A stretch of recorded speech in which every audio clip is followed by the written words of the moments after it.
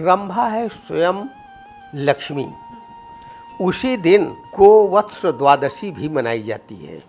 गाय के गोबर से गौरी का निर्माण होता है। गाय के पूंछ से 5 बार इसे झाड़ा लगा दीजिए, नज़र दोष दूर हो जाता है।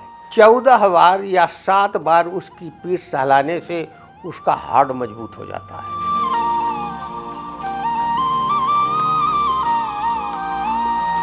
सनातन धर्म में एकादशी का विशेष महत्व होता है। कार्तिक मास के कृष्ण पक्ष में पड़ने वाली एकादशी को रंभा एकादशी के नाम से जाना जाता है। तभी हमारे साथ ज्योतिषाचार्य जी हैं, जिनसे हम बातचीत करेंगे और जानेंगे कि इस एकादशी का विशेष महत्व क्या है, क्योंकि ये जो एकादशी है कार्तिक मास में पड़ने वाली है, तो विशेष महत्व क्या है और कब पड़ रही है, इसका तिथि क्या है। जी देखिए, ये गोवत्स द्वादशी भी कहते हैं, उस दिन पड़ती है। और रंभा एकादशी, रंभा माने स्वयं लक्ष्मी, लक्ष्मी एकादशी है। यदि इस दिन कोई एकादशी का व्रत रह रहा है, नहीं रह रहा है अन्य एकादशी, तो रंभा एकादशी का व्रत रह ले। इस रंभा एकादशी के दिन ही स्वयं भगवान मुस्कुरा कर लक्ष्मी जी से कहे कि गाय में समस्त देवता निवास कर रहे हैं। देखो, गाय का कोई अंग बचा नहीं है, आप भी जाइए पूछ लीजिए। तो लक्ष्मी जी तैयार नहीं हुई कि मुझे भी गाय के अंग में कहीं स्थान में ग्रहण करूं। फिर देखे कि मेरी पूजा बंद होकर के लोग केवल गाय की ही पूजा कर रहे हैं। तो लक्ष्मी जी गई, गाय से प्रार्थना की कि हे गोमाता, मुझे भी कहीं स्थान दे दीजिए। तो गाय ने कहा कि मेरे प्रत्येक अंग में कोई न कोई देवता का निवास है, मेरे पास कोई जगह नहीं है, मैं आपको अपने शरीर में कहाँ स्थान दूँ। लक्ष्मी कहा, नहीं, आप माँ हैं, माँ का हृदय कोमल होता है, कहीं बताइए मैं भी निवास करूँ। तो गाय ने कहा कि कहीं जगह तो नहीं है, लेकिन मेरे जब मैं गोबर करती हूँ तो उस गोबर में किसी का निवास नहीं है। यदि आपकी इच्छा हो तो गोबर में निवास कर जाइए। तो लक्ष्मी जी उस गोबर में निवास की। इसीलिए गाय के गोबर से गौरी का निर्माण होता है। गाय के गोबर से ही घर की शुद्धि की जाती है। और गाय के गोबर जो है बहुत उर्वरक होता है, उसमें जो है तेज की मात्रा अधिक है। उससे यदि हम किसी वृक्ष में, खेत में डालते हैं, अन्न अधिक पैदा होता, इसीलिए अन्न अधिक होता है कि लक्ष्मी जी का वहाँ निवास है उस गोबर में। इसीलिए गाय के गोबर का महत्व है। और रंभा एकादशी करने से स्वयं लक्ष्मी प्रसन्न होती हैं। भगवान लक्ष्मी को यदि प्रसन्न करना है तो रंभा एकादशी का व्रत रखना चाहिए, क्योंकि पहले जो है लक्ष्मी आएंगी, उसके बाद दूसरे पक्ष में, शुक्ल पक्ष में भगवान जगेंगे।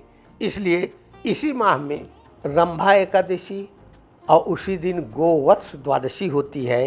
गाय का पूजन अवश्य करना चाहिए।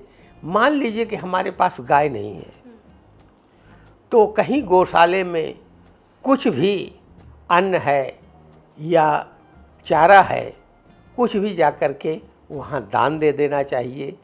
गाय के मस्तक में चंदन का लेप करके उसकी परिक्रमा करना चाहिए। उससे जो है लक्ष्मी प्रसन्न होती हैं। इसीलिए कार्तिक माह में गो माने गाय का पूजन का भी विधान है। भगवान कृष्ण भी यही गोवत्स द्वादशी या कह दिए रंभा एकादशी को ही गाय का पूजन किए थे और सबको बताए थे कि गाय के पूजन का क्या महत्व है। यदि किसी के बालक को नज़र लग गई हो तो उसके पूंछ से, गाय के पूंछ से 5 बार ऐसे झाड़ा लगा दीजिए, नज़र दोष दूर हो जाता है। जिसके हाड़ कमज़ोर है, गाय के पीठ पर उसकी जो रीढ़ की हड्डी है, प्रतिदिन प्रातःकाल 14 बार या 7 बार उसकी पीठ सहलाने से उसका हार्ट मजबूत हो जाता है। और आप जानते हैं कि गौमूत्र पीने से शरीर का कायाकल्प होता है। गाय के परिक्रमा करने से मानिए कि आप 14 लोग की परिक्रमा कर लिए, इसलिए गाय की परिक्रमा भी करनी चाहिए।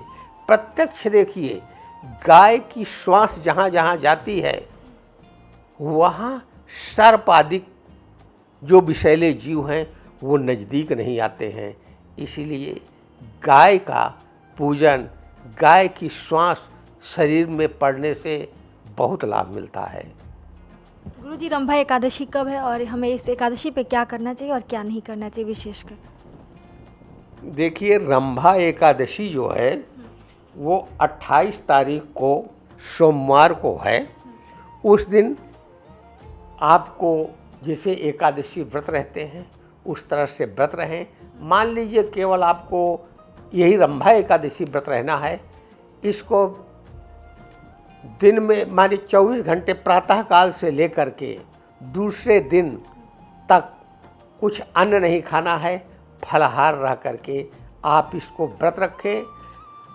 और स्नान आदि के ऊपर जब स्नान कर लें तो स्वयं लक्ष्मी की पूजा करें और सायंकाल उसमें धूप दीप से पूजन करें। दूसरे दिन इसका पारण करें। यही संक्षेप से आप कर लीजिए, उससे आपको पूर्ण एकादशी का फल प्राप्त हो जाएगा। गुरुजी, एकादशी के अगले दिन गोग्रास निकाला जाता है, इसके पीछे क्या बात है? देखिए, दूसरे दिन जब एकादशी आप व्रत रहेंगे तो उसमें ये होता है कि पारण करना है आपको, माने कुछ खाना है।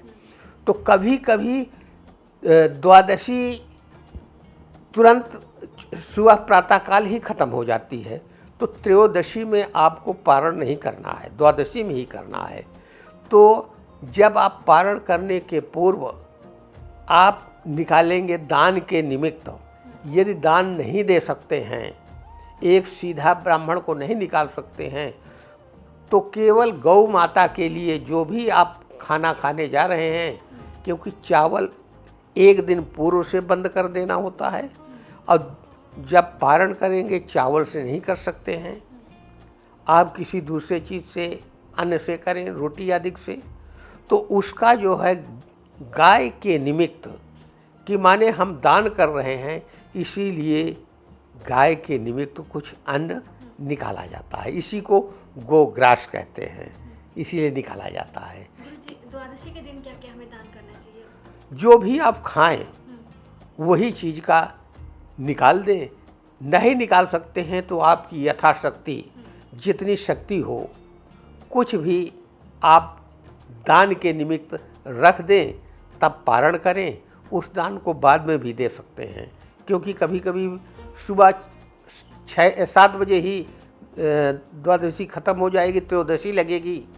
इसलिए ब्राह्मण के लिए दान के निमित्त आप निकाल के रख दीजिए, भोजन कर लीजिए।